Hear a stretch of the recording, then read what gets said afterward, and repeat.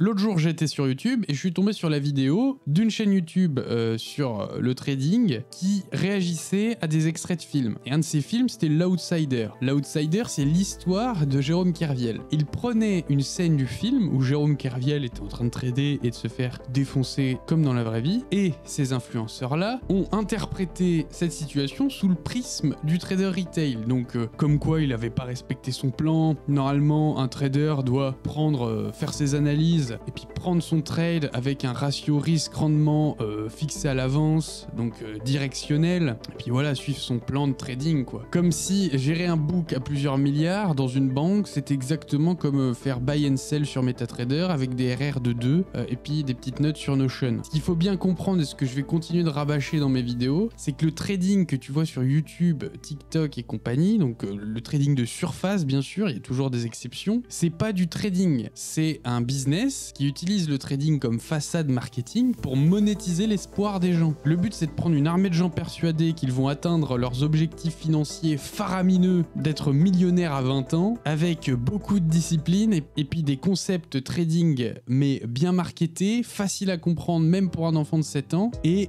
bien sûr leur petit plan de trading sur Notion, très important. Une fois qu'on a ça, eh bien on envoie tout le monde au casse-pipe, et puis là plusieurs business, hein, on peut vendre des produits digitaux ou alors faire de l'affiliation avec un broker. C'est comme si on prenait un jeu de casino et puis qu'on te disait que c'était un super moyen d'atteindre la richesse. Oui, hein, pour une minorité, une extrême minorité, ça marche, mais pour l'écrasante majorité, si on regarde dans la globalité, c'est 1000 cash complet pour tout le monde. La différence avec le casino classique, c'est que là, le trading, c'est un jeu à information incomplète, un jeu de prise de décision optimale dans un environnement incertain, non stationnaire, interactif, où tes actions et celles de tes adversaires modifient en permanence la dynamique du jeu. Mais ce qu'il faut bien comprendre, c'est que pour ceux qui tradent avec des concepts bullshit, ça ne donne pas des résultats différents qu'avec le casino. C'est pareil. La seule différence, c'est l'image. L'image d'association avec certaines professions de la finance à très très fort revenu, mal comprise par l'opacité de cette industrie, qui rend le marketing encore plus fourbe que ceux qui ouvertement promeuvent des casinos en ligne, par exemple. En réalité, le trading en banque n'a rien à voir avec ça. On ne parle pas de suivre un plan, de pas pleurer après un stop loss, de prendre des paris directionnels. On parle d'un système complexe où le profit vient d'un hedge directement intégré dès la conception du produit. D'un système qui exploite encore une fois une asymétrie d'informations et qui fonctionne comme un système fermé. Pour mieux comprendre comment ça marche, on va vulgariser et décortiquer les 3 rôles principaux qui font tourner cette machine. Ces 3 rôles sont le quant, qui conçoit un produit financier et qui intègre le hedge dans le prix. En deuxième, nous avons le sales, qui lui s'occupe du marketing, qui package et qui vend. Et en dernier, on a le trader, ce qui nous intéresse. C'est lui qui transforme le hedge théorique du quant en PNL réel. Bienvenue dans le vrai desk d'une banque et pas celui qu'on te montre sur YouTube et TikTok. C'est ce que même Jérôme Kerviel n'avait visiblement pas compris, et c'est précisément pour ça qu'il a fini comme il a fini. Le point de départ, c'est une demande, pas une prédiction. Dans un desk de structuré, tout commence par la demande du client. C'est pas basé sur un graphique, une analyse technique, une intuition ou quoi que ce soit. C'est un besoin formulé du type « Je veux un rendement avec un capital garanti, je veux un rendement un peu supérieur et je suis prêt à prendre un certain risque, mais je veux quand même savoir ce que je peux perdre, je veux être capé dans mes pertes, je veux me couvrir des baisses, mais je veux quand même garder un potentiel de hausse, au cas où. » Le client, ça peut être quoi? Ça peut être une institution, ça peut être aussi une banque privée, ça peut être une entreprise qui souhaite se couvrir, ou un particulier fortuné, un CSP++++, qui veut investir ses capitaux. Ce qu'il faut bien retenir, c'est que le quant ne cherche pas à prédire où le prix va aller. Son rôle, c'est de concevoir un produit qui répond à la demande du client, tout en intégrant un avantage compétitif pour la banque dans le prix du produit. Prenons un exemple concret pour mieux comprendre. Le cas de l'autocall. Donc qu'est-ce qu'un autocall? L'autocall, c'est un produit structuré qui peut par exemple reverser un coupon chaque année et qui peut te rembourser par anticipation si le marché dépasse certains seuils à des dates précises. Typiquement, ça va être un produit sur le CAC 40, avec un nominal par exemple de 100 000 €,, une durée max de 4 ans, des dates d'observation une fois par an, un seuil d'autocall, par exemple ça va être 100% du prix du sous-jacent à l'émission du contrat, et puis par exemple une barrière de protection à maturité de typiquement 60, 50, 80% du prix du sous-jacent à la période d'émission du contrat. Et il y aura un coupon, souvent annuel, qui va être versé, par exemple 8%, donc du nominal. Donc si on a 100 000 dans notre cas, on aura 8 000 euros tous les ans qui tomberont dans notre poche tant que, bien sûr, les barrières ne sont pas touchées, etc. Comment fonctionne la mécanique? À chaque date d'observation, si le CAC est plus grand que notre seuil d'autocall, eh bien, on exerce l'autocall. Il y aura donc du coup un remboursement du capital et les coupons dus. Si on nous doit un coupon, hop, on nous paye. Ensuite, fin du produit. Sinon, on continue à la prochaine date d'observation, jusqu'à échéance ou barrière touchée, ou seuil d'autocall touché. Si jamais autocollé, donc à l'échéance finale, au bout de 4 ans dans notre cas, là, c'est là que ça devient intéressant. Si le CAC 40 est toujours au-dessus de 60% de sa valeur initiale, bien là, ça va, c'est cool, c'est le meilleur cas, parce qu'on touche notre capital, et puis on a touché 8% par an, sans risque. Donc là, c'est le meilleur des cas. Par contre, c'est là que ça se complique, c'est que le capital, il est protégé, mais conditionnellement à la barrière. Donc, si maintenant le CAC 40, il a dépassé le seuil de 60% de sa valeur initiale, donc typiquement, il est à 55% de sa valeur initiale, bien là, on va perdre du capital. Et souvent, c'est proportionnel à la baisse. Donc, dans notre cas, si le CAC 40 est à 55% de sa valeur initiale, bien, on sera payé que 55 000. Et c'est là que beaucoup d'investisseurs n'ont pas lu les petites lignes.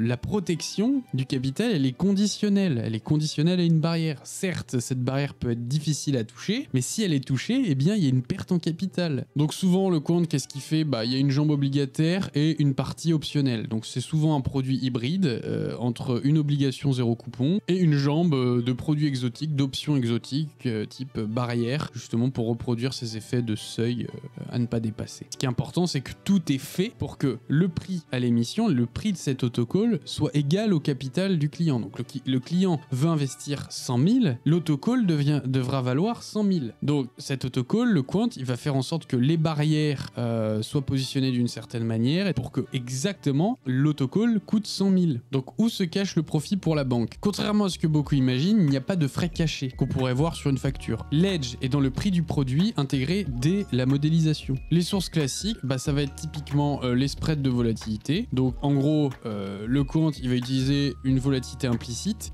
qu'il va estimer correctement pour pricer son produit. Eh bien, il va modifier la volatilité implicite de sorte à ce qu'elle soit à son avantage. Donc si la banque gagne de l'argent quand la volatilité est plus élevée, eh bien, il va l'augmenter un poil. Et puis si elle perd de l'argent quand elle est plus élevée, au contraire, il va la baisser un poil. La même logique se fait sur les corrélations. Donc vous avez des autocalls basés sur des paniers d'actions ou de produits financiers. Donc la corrélation entre ces actifs est très importante dans le pricing du dérivé. Et bien là, il va encore une fois mettre la corrélation à son avantage, à l'avantage de la banque. Et aussi, on va avoir typiquement les coûts de financement. Les coûts de financement seront aussi mis dans le pricing à l'avantage de la banque et que le client paye du coup implicitement. Un autre exemple pour que vous compreniez rapidement, un peu différent, les turbovarants. Donc ça, c'était super populaire chez les retail à une époque lointaine. Les turbovarants, en gros, pour faire vraiment simple, c'est des sortes d'options à levier, des produits optionnels à fort effet de levier. En gros, la différence avec ce qu'on a vu précédemment, c'est que là, on va avoir des produits qui vont être cotés sur marché OTC, à la vente comme à l'achat, pour un public de retail.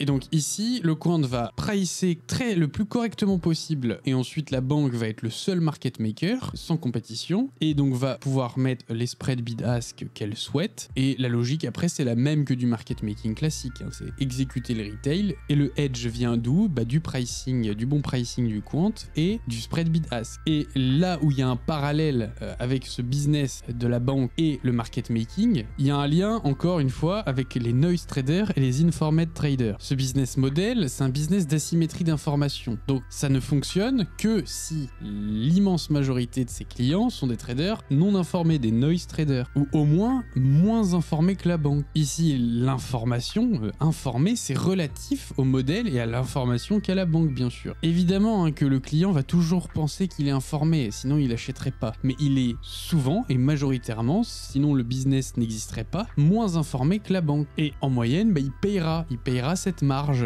cette petite marge mise dans le prix du produit. Pour battre la banque, il faut substantiellement avoir plus d'informations qu'elle, ou et un modèle plus précis que le sien. Et puis en plus d'être plus informé qu'elle, il faut que en plus cet avantage informationnel soit plus élevé que la prime qu'elle a mise en place, donc l'avantage qu'elle s'est donné, et en plus bien sûr toutes les frictions. Il y a toujours des frictions de marché qui ont un coût plus ou moins élevé. Si on pouvait mettre ça dans une équation super simple et vulgarisée, on aurait levé donc l'expected value du client qui serait égal à son avantage informationnel par rapport à la banque. Donc souvent il sera nul cet avantage informationnel, il n'en aura pas. Moins la prime de pricing que la banque s'est donnée, donc déjà elle a un avantage certain, c'est biaisé en sa faveur, moins en plus des frictions de marché. Donc il faut que l'avantage informationnel du client soit bien supérieur pour que ça soit rentable pour lui. Donc pour résumer, le quant c'est quoi? Le quant c'est un ingénieur de l'espérance positive, il conçoit des produits où face à un flux non informé, la banque va gagner par construction. Il faut bien retenir que le quant ne cherche pas à prédire la direction du marché, mais il va chercher plus à modéliser la dynamique des actifs. Il va chercher à trouver quel processus génère le prix, le processus du prix d'un actif financier. Il cherche à modéliser la volatilité, la corrélation, les sauts, etc. Enfin, d'essayer de se rapprocher, d'avoir un modèle de dynamique des prix qui se rapproche le plus possible de la réalité. Pas de prédire où le prix va aller. Ce qui est très important, c'est que son modèle soit le plus précis possible et surtout plus précis que sa contrepartie. C'est pas une question d'avoir raison de manière absolue. La banque n'est pas omnisciente. Elle est gagnante tant que tous ses clients, en moyenne, sont moins informés et moins modélisés qu'elle. Car un client, même moyennement informé, reste perdant tant qu'il ne surmonte pas la prime intégrée et toutes les autres frictions. Seule une supériorité nette et durable peut, elle, inverser l'expected value en faveur du client. Une fois que la merveilleuse ingénierie financière est prête, elle ne vaut rien si personne ne l'achète. C'est là qu'intervient le sales. Son rôle est de traduire le produit complexe designé par le quant en une histoire simple et désirable par le client. Sa cible n'est pas le petit investisseur lambda, ça va être plus les gros poissons. En tout cas pour le segment de marché, le segment de business de la banque qui sont les produits structurés. Il va viser les institutions type les fonds de pension par exemple, les assureurs ou bien les banques privées, mais encore les entreprises qui cherche à se couvrir de certains risques opérationnels. Et par contre, des fois, oui, il va s'intéresser au retail, à certains individus très fortunés, donc les CSP+++, qui cherchent à trouver une sorte d'exclusivité de produits financiers qui peuvent leur offrir un profil de rendement risque atypique. Ce qu'il faut retenir, c'est que le sales ne ment pas. C'est pas un loup de Wall Street qui arnaque ses clients. Il va cadrer le narratif. Il va mettre en avant les points forts, par exemple la protection du capital, le potentiel de rendement élevé, etc., tout en laissant les détails techniques un peu sous le tapis dans les 200 pages de la documentation juridique que de toute façon personne ne lit vraiment. Il exploite une asymétrie d'informations fondamentales. Le client lui voit une solution à son problème et la banque elle voit une marge qu'elle vient juste de sécuriser. Le sales c'est le pont entre l'équation du quant et le portefeuille client. Donc en gros le sales c'est le marketeur, c'est le vendeur. Une fois que le produit est conçu par le quant et vendu par le sales au client, donc le quant conçoit le produit, le sales trouve les clients pour l'acheter, on a le dernier, le gardien, le trader. Donc c'est celui qui nous intéresse pour clarifier ce qu'est un trader en banque dans les desks de structurés. Une fois le produit vendu, la banque a encaissé l'argent. Mais maintenant, elle a quand même une dette conditionnelle envers le client. Et cette dette, c'est un risque. Parce que tout autant, elle va devoir payer le client s'il gagne, ou alors, le client, très bien, il l'a payé, elle ne lui devra rien. Et donc du coup, il y a un risque, il y a une incertitude qu'elle doit porter. Et ce risque, c'est ce que le trader doit gérer. Et justement, là, son travail, ce n'est pas de prendre des paris directionnels. C'est pas de faire comme Jean-Marc le trader sur MetaTrader, de mettre son petit RR de 2 parce qu'il a vu un breaker block et il a lu une news juste avant et ensuite si ça passe pas tant pis, ça passe tant mieux. C'est pas du gambling ici. Son objectif numéro 1 est de neutraliser le risque, pas d'en rajouter pour la banque. Il doit s'assurer que le hedge calculé par le quant se transforme bien en profit réel. S'il y a trop de bruit par rapport au hedge, très bien sur le très long terme la banque va gagner, mais le Sharpe ratio général sera tout pourri et la banque pourrait très bien aussi gagner que perdre, etc. Ça serait pas viable. Donc en gros, le trader, c'est le gardien de la marge. Pour cela, il va vivre dans un monde de grec, le gamma, le delta, le vega et puis toutes les autres. Ce sont ses indicateurs du risque. Son delta lui dit comment la position de la banque va varier par rapport à une toute petite variation du prix du sous-jacent. Il va donc acheter ou vendre le produit sous-jacent de manière à ce que le delta soit le plus proche possible de zéro. C'est ce qu'on appelle le delta hedging. Si le delta est à zéro, la banque n'a plus aucun risque directionnel. Peu importe si le sous-jacent, l'action monte ou descend, elle s'en fiche. Il n'y aura pas de risque, elle va ni perdre ni gagner. Elle n'est plus directionnelle. Ensuite, on a son Vega. Lui, ça va nous dire à quel point la position va varier par rapport aux petites variations de volatilité. C'est crucial tout autant que le prix du sous-jacent, car les produits dérivés que la banque vend dépendent de la volatilité. Leur prix dépend de la volatilité. Et donc, si la volatilité augmente, peut-être que ça va être à l'avantage de la banque. Très bien, le prix du produit va baisser. Et donc, la banque l'a vendu, donc tant mieux. Par contre, si la volatilité diminue, peut-être que le prix va augmenter. Mais si c'est contre la banque, si la volatilité va contre la banque, c'est une source de risque aussi. Et donc, il faut couvrir la volatilité. Donc, ce qu'elle va chercher à faire, c'est encore une fois, comme pour le delta, neutraliser le Vega. Faire en sorte que le Vega soit le plus proche de zéro, justement en faisant quoi? En achetant ou en vendant des produits dérivés qui dépendent de la volatilité, qui ont un Vega plus ou moins positif ou négatif en fonction du produit. Et enfin, on a le gamma qui est son pire cauchemar. Pourquoi? Car il mesure la vitesse à laquelle le delta change. Et oui, parce que le delta, très bien, il est neutralisé, mais peut-être que ce delta dépend aussi de, et souvent c'est tout le temps le cas, il dépend aussi de la variation du sous-jacent. Donc vous avez neutralisé le delta, c'est super, le sous-jacent bouge un peu, et bien maintenant votre delta a rechangé. Pourquoi? Parce qu'il y a le gamma qui est différent de 0. Et donc le delta va lui-même changer par rapport aux variations de prix du sous-jacent. Ce qui rend le hedging très compliqué. Et notamment près des barrières du produit où là le gamma explose. Si le produit dérivé a des barrières bien sûr, plus le gamma explose et plus il devient très compliqué de se couvrir des variations de prix du sous-jacent. Car le delta, c'est bon, on l'a couvert,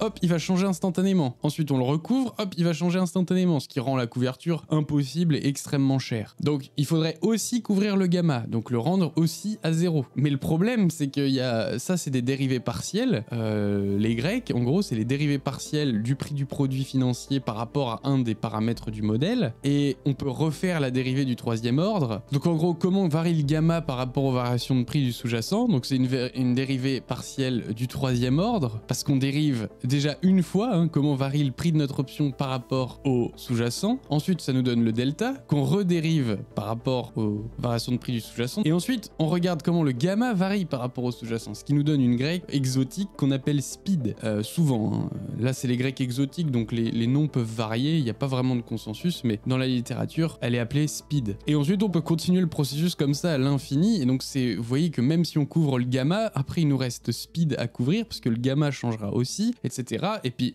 comme on vend des produits ultra complexes, ça devient impossible à couvrir. Donc on peut, après il y a plein d'autres grecs, là on a vu les principales, gamma, vega, delta, mais il y en a plein d'autres, et son but au trader, c'est d'avoir toutes ces grecs là, qui sont ces mesures du risque, et de les couvrir, de faire en sorte qu'elles soient toutes le plus possible à 0. Mais comme je vous l'ai dit, c'est impossible malheureusement. Il y aura toujours un risque résiduel. Et le talent du trader, c'est de faire en sorte que ce petit risque résiduel soit à l'avantage de la banque, le plus possible. Mais c'est la cerise sur le gâteau, c'est pas le gâteau lui-même. Le gâteau, c'est l'edge du compte. Ensuite, s'il y a une cerise, c'est mieux. S'il n'y a pas de cerise, tant pis, il y a quand même le gâteau. Donc en conclusion, qu'est-ce que c'est vraiment le trading en banque? Le trading en banque sur ce segment, ce n'est pas un concours de prédiction comme le trading retail. Ça n'a rien à voir. C'est une industrie de l'ingénierie du risque qui transforme les besoins du client en payoff et monétise des asymétries de modèles, d'informations et de bilan. Ça fonctionne comme une chaîne de production industrielle. On a le quant qui conçoit un produit aux besoins du client et qui intègre un avantage compétitif, une EV positif, une expected value positive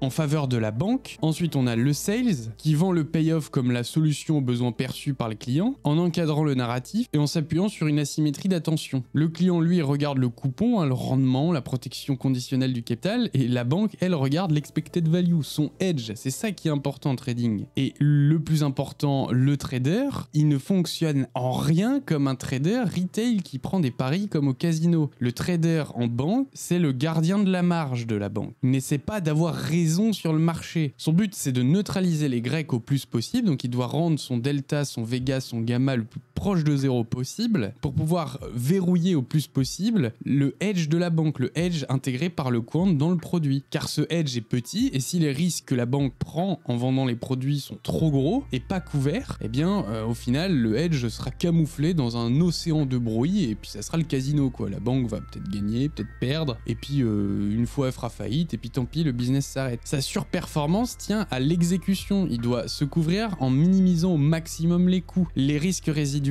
doivent au mieux être dans le bon sens. Donc c'est là un peu la partie spéculation en soi, mais ce n'est pas vraiment de la spéculation parce que il n'a pas le choix en fait. C'est pas un choix d'être à découvert. Donc autant essayer au mieux possible d'être dans le bon sens. Mais bon, voilà, il peut pas vraiment le savoir. Il a une chance sur 2 d'être dans le bon sens, donc des fois il le sera, des fois il ne sera pas. Et il fait de son mieux, mais c'est pas, comme je vous ai dit, c'est pas le gâteau, c'est la cerise sur le gâteau. Si elle est pas là, tant pis. Si elle est là, tant mieux. Mais son rôle principal, c'est de se couvrir, de réduire au maximum le slippage, de faire en sorte que le coût de la couverture soit le moins cher possible pour la banque. Et si vous faites sauter un seul maillon de cette chaîne de production, le business s'effondre. S'il n'y a pas le sel pour vendre les produits, il n'y a pas d'argent qui rentre, donc même avec un hedge théorique, il n'y a pas de sous. S'il n'y a que le quant et le sales, la banque vend des produits et se met à accumuler un risque faramineux, et donc à la première variation du sous-jacent à son encontre, ou la première variation de volatilité à son encontre, eh bien elle fait faillite. Et si il n'y a que le trader et le sales, c'est super, le trader il va se couvrir, mais il n'y a pas d'avantage compétitif, donc la banque va rien gagner du tout, payer des frais de couverture pour rien et faire faillite aussi. Bon, mais quand est-ce que le trader a un rôle le plus proche possible en banque du trader retail? Bon, ça n'existe pas. Personne dans les institutions, aucun trader professionnel ne traite des breaker blocks ICT et fait du gambling. Ça, c'est du jeu. Comme je vous l'ai dit, ça s'apparente à du casino. Alors oui, il y en a qui gagnent, mais comme au casino, c'est pas, c'est anecdotique et on n'en fait pas un business en fait. On n'en fait pas un business sur le long terme scalable. Le prop trading pur en banque a déjà été largement réprimé. Après 2008, c'est mort. Il y a eu trop de problèmes avec les Kerviel et ceux qui n'ont pas compris le business model de la banque, qui ont failli mettre ou mis en faillite des banques. Et donc du coup, il y a eu de la régulation. Maintenant, le prop trading en banque, c'est à la limite très marginal sous le tapis, mais c'est plus officiel. Par contre, il y a toujours des branches de la banque, des fonds de gestion, des fonds d'investissement qui, eux, font bien du directionnel pour leurs clients. Mais ça n'a encore rien à voir avec ce que vous voyez sur les réseaux. C'est pas des gens qui se retrouvent devant leur écran à se dire « Ah là, il y a eu FOMC, il y a eu un breaker block après la news, ça veut dire qu'il y a un billet haussier sur le marché, je vais acheter et faire plein de... » Non, c'est pas comme ça que ça se passe. Et puis surtout, ils sont pas sur CFD, ils sont pas sur des RR ou du truc sur Notion, ça n'a rien à voir. Les hedge funds ont des approches scientifiques, des approches quantitatives, il y a toujours cette notion que je vais pas arrêter de marteler qui est de recherche d'un avantage compétitif, parce que si vous n'avez pas d'avantage compétitif, c'est juste au petit bonheur la chance, comme au casino. Mais donc oui, encore une fois, les hedge funds ou les fonds d'investissement possédés par les banques, qui ont des traders et des portfolio managers qui travaillent, qui sont directionnels, ne font en rien du folklore que vous voyez sur les réseaux. Le folklore MetaTrader, RR, ICT, j'ai vu la news FOMC, etc. C'est vraiment que une façade pour le retail, pour monétiser son espoir. Ce n'est en rien ce qui se passe dans les fonds d'investissement. Bon, mais bref, de toute façon, le sujet c'était le trading en banque, pas en fonds d'investissement possédés par les banques. On fera une vidéo dédiée à ce sujet plus tard. Tout ce qu'il faut retenir, c'est qu'à l'intérieur des banques, le prop trading, donc le directionnel pur et dur, a largement été éradiqué, surtout et encore plus après 2008. Ce qu'il faut retenir, c'est que le profit durable en trading ne tient pas sur un RR arbitraire, une discipline ascétique, ni d'un mindset motivationnel sur YouTube. Elle vient uniquement d'un edge mesurable, qui provient soit d'une asymétrie d'information, soit d'une asymétrie technologique, comme un meilleur FPGA, une meilleure latence, une infrastructure spéciale, une supériorité du modèle aussi possible. Et puis dans les avantages informationnels, donc en asymétrie informationnelle, il n'y a pas que le fait d'avoir une information que les autres n'ont pas, bien sûr. Il y a aussi le fait de traiter l'information mieux que les autres, avec justement par exemple les modèles plus sophistiqués que les autres. En bref, de toute façon, il faut une asymétrie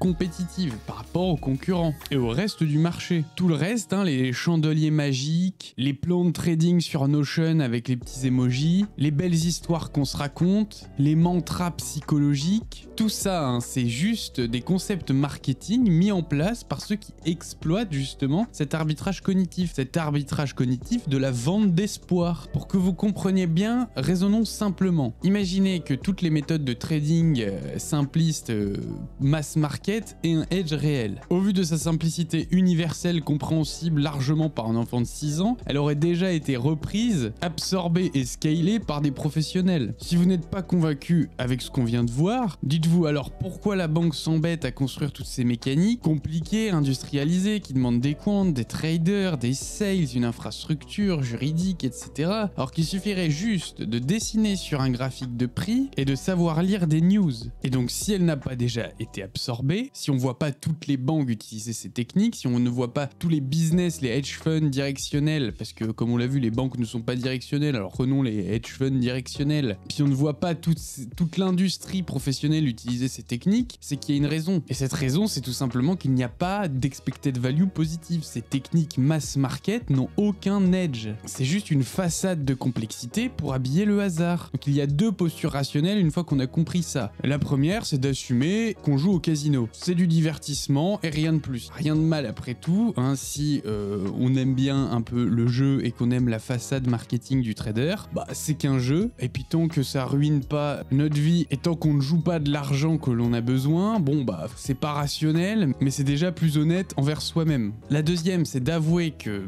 trouver un edge, c'est certes difficile, ça demande des compétences rares, mais bon, elles sont quand même apprenables, hein, et c'est la seule voie rationnelle vers le trading et la gestion active du capital. Tout le reste, c'est de l'auto-illusion, c'est du mensonge envers soi-même. Il n'existe pas de marketing, mass market, retail qui serait différent et qui fonctionnerait. Ça n'existe nulle part dans l'histoire, ni en banque, ni en fonds d'investissement, ni chez les comptes de Citadel, peu importe. Et puis, il y aura toujours ceux pour me prendre des exemples d'analyse technique qui ont marché dans le passé, etc. Oui, genre Jesse Livermore, typiquement, mais pourquoi? Déjà, bon, Jesse Livermore a fait faillite 12 fois, donc ça pourrait très bien être un génie statistique, c'est-à-dire que c'était inévitable de par le fait qu'il y a des millions et des millions de traders, automatiquement sur un échantillon de traders suffisamment grand qui over leverage, la variance fera qu'il y a des individus comme Jesse Livermore qui deviennent très riches, font faillite, très riches, font faillite. Vous voyez, c'est pas comme s'il avait construit une richesse stable dans le temps. Jesse Livermore a fait faillite plusieurs fois et s'en est même suicidé, donc est-ce qu'on peut attribuer réellement sa performance à de l'analyse technique ou juste à la variance?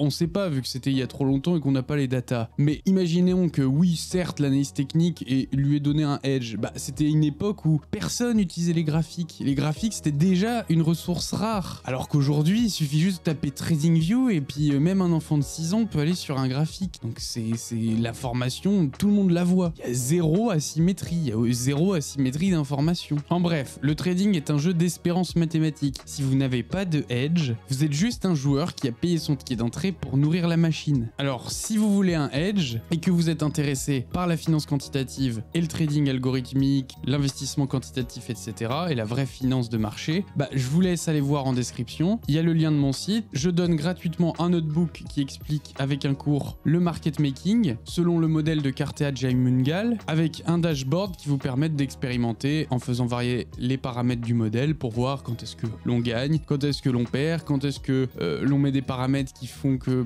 il n'y a pas de solution pour la stratégie, etc. Donc je vous laisse aller voir si vous êtes intéressé par le market making et sinon plus généralement par la finance quantitative, je propose plein d'autres offres. Je vous laisse aller voir, le lien de mon site est dans la description.